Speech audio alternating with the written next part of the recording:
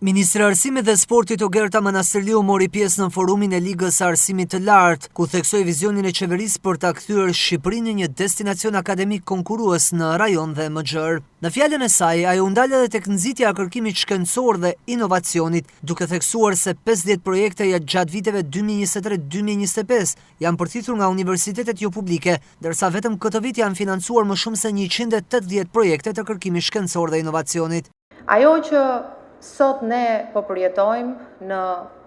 ekosistemin ton arsimor është një zhvillim me ritme të shpejta. Me ritme të shpejta sa i përket dimensionit të ndërkombëtarizimit dhe profilizimit të universiteteve. Universitetet private janë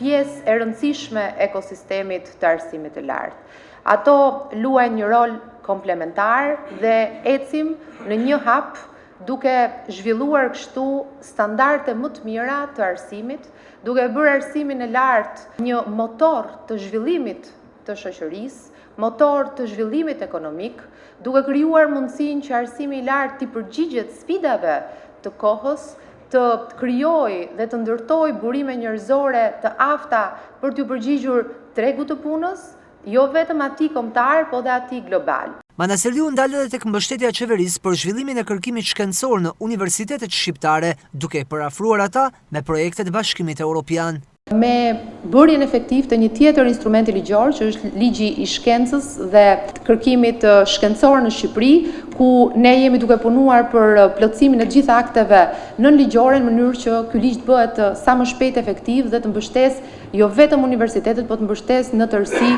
të gjithë institutet, njësitë e kërkimit shkencor, të krijojmë qendrat e ekselencës, të mbështesim ato financiarisht, të motivojmë edhe më shumë bashkëpunimin jo vetëm ndëruniversitar, por edhe ndërinstitucional, por edhe atë me biznesin dhe sidomos të qasemi drejt